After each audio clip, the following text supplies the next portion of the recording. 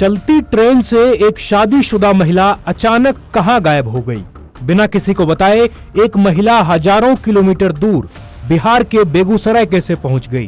क्या यह किसी बड़े किडनैपिंग गैंग की साजिश थी या फिर इसके पीछे कोई ऐसा राज छिपा है जो प्रज्ञा के साथ ही ट्रेन के दरवाजे से नीचे उतर गया?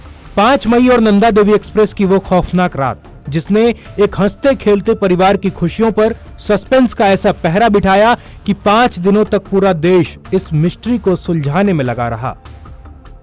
देहरादून से गाजियाबाद की ओर बढ़ रही ट्रेन अपनी रफ्तार में थी। सॉफ्टवेयर इंजीनियर मनीष अपनी पत्नी प्रज्ञा के साथ गहरी नींद में थे, लेकिन मुजफ्फरनगर के पास जब मनीष की आंखें खुली तो नजारा रूह कपा देने वाला था। साथ वाली सीट खाली थी, प्रज्ञा का सामान वही था, लेकिन प्रज्ञा खुद गायब हो चुकी थी। किसी को अंदाजा नहीं था कि केदारनाथ की पवित्र यात्रा से लौट रहा यह जोड़ा एक ऐसे मोड़ पर खड़ा हो जाएगा जहां से आगे सिर्फ अंधेरा और अनसुलझे सवाल होंगे। मनीष ने पागलों की तरह पूरी ट्रेन छान मारी, लेकिन प्रज्ञा का कहीं कोई सुराग नहीं मिला। सबसे हैरान करने वाली बात यह थी कि जब पुलिस ने मुजफ्फरनगर और रुड़की स्टेशन के पास सीसीटीवी फुटेज खंगालने की कोशिश की तो वहां के कैमरे बंद मिले। प्रज्ञा का फोन स्विच ऑफ था और आखिरी लोकेशन लक्सर के पास मिली थी, जहां ट्रेन एक मोड़ पर धीमी होती है। जैसे जैसे दिन बीत रहे थे, ये मामला एक ब्लाइंड केस बनता जा रहा था। फरवरी 2026 में हुई इस लव मैरिज के 2.5 महीने बाद आखिर ऐसा क्या हुआ कि प्रज्ञा अचानक गायब हो गई?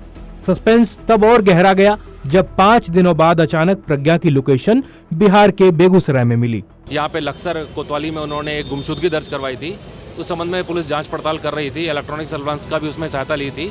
तो कल ये बेगूसराय में वो मिल गई हैं, सकुशल मिल गई हैं महिला, और अब उनके जो बयान होंगे उस संबंध में वो बयान लेने के बाद उनकी आगे विस्तृत कार्रवाई की जाएगी। परिस्थिति में मिली है सर, जैसे बताया जा रहा है बिल्कुल सकुशल हैं। कल वो मिल गई हैं, उसके पहले उनकी मदर से फ़ोन पे बात भी हो गई थी, और जैसे वो यहाँ पे आएंगी और जो वो बयान देंगी उस हिसाब से आगे कार्रवाई की जाएगी। क्या पता चला सर, अपनी मर्जी से गई थी या किसी अपनी मर्जी से गई थी, लेकिन अभी जो उनकी बयान मजिस्ट्रेट के सामने होंगे उसके ही हिसाब से आगे की तफ्तीश की जाएगी। लक्सर थाने पहुंचने के बाद जब प्रज्ञा से पूछताछ शुरू हुई तो इस पूरी किडनैपिंग मिस्ट्री का क्लाइमेक्स बेहद चौंकाने वाला निकला। प्रज्ञा ने पुलिस को दिए अपने बयान में साफ तौर पे कहा कि वो किसी बात से नाराज होकर अपनी मर्जी से ट्रेन से उतरी थी और बेगूसराय चली गई थी। ये जानकर हर कोई दंग रह गया कि एक महिला बिना किसी को बताए आधी रात को चलती ट्रेन से उतरकर हजारों किलोमीटर दूर बिहार कैसे पहुंच गई। लेकिन सवाल ये भी है कि क्या रुड़की से बिहार तक के सफर में वाकई उनकी मदद किसी ने नहीं की? फिलहाल पुलिस प्रज्ञा के बयान दर्ज कर रही है और कानूनी प्रक्रिया जारी है। 5 दिनों की इस भागदौड़ और दहशत के बाद परिवार ने राहत की सांस तो ली है, लेकिन नंदा देवी एक्सप्रेस के उस सफर ने जो जख्म और सवाल दिए हैं, उनका जवाब शायद प्रज्ञा के बयानों की कड़ियों में ही छिपा है। News report, India.com।